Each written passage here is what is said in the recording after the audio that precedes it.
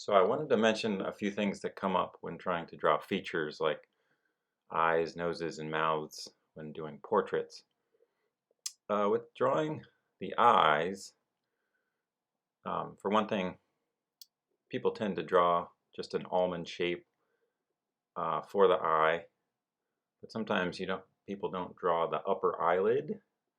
So if you draw that upper eyelid and have that cover part of the eye, cover part of the pupil and the iris, so you don't see the whole circle of the pupil and iris, the lens of the eye, it will help make it look like the eye is set into the head and it's under the upper eyelid. So I would actually, when you're drawing the upper eyelid, I would draw the top and bottom edge. And you could suggest eyelashes. I wouldn't try to get too detailed with eyelashes, but you could make them, but for the right eye, you could make them sort of start to curve off towards the right. And again, with the diagram that we have that we're referring to, the spacing of the eyes, we leave an eye's width in between the eyes, and that actually gives you the width of the nose down at the bottom of the nose. So at the widest part of the nose, including the nostrils, if you do about an eye's width, in fact, if you bring lines down from the inner corners of the eyes in your portrait, you can get the width of the nose. And you may have seen on the diagrams I sent that often portraits are divided up they go from the hairline down to the hairline down to the brow down to the bottom of the nose, and the bottom of the nose down to the chin in 3 equal units. But the eyes, if you have the eyes halfway down the head between the top of the head and the bottom of the chin, that's a good rule to keep in mind, and maybe the easiest way to keep it in mind.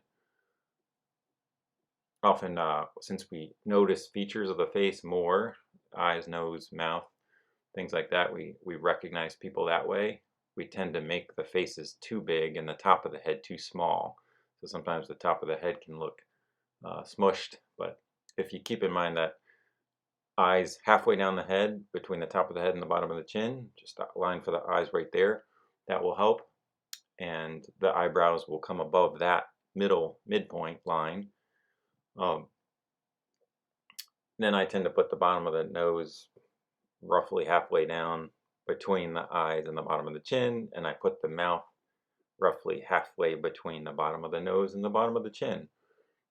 But I draw rough shapes first, and then I go in for more detail, and I usually have to move things around a little bit as I draw.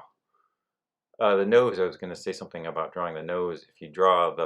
I draw a clown nose first, just a circle for the bulb of the nose, the front of the nose, and then I build the nostrils off that to the sides.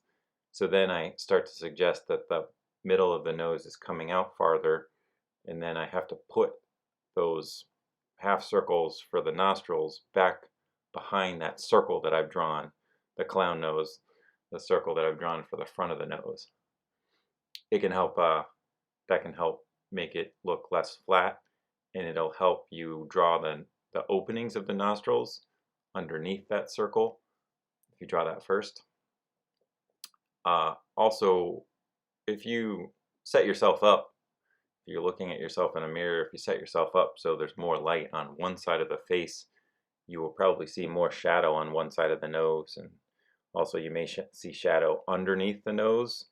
And since we're working with charcoal, you can get all the different tones, so that will also help if you start bringing in more tone on one side of the nose and erase out one side of the nose for the light that's hitting it. That will also help it make it look less flat. Same thing for the mouth. Often underneath the lower lip there's a shadow, so I often suggest the mouth I'll draw a quick oval shape to place the mouth on the paper. Then I'll start to draw the upper lip darker. It tends to be more in shadow, and there's often more, if the light's coming from above, then there's more light on the lower lip. So I may just leave that for the white of the paper to start, and then I do the shadow underneath the lower lip. So you can suggest the lower lip without really drawing on it. So those are a couple things that come up.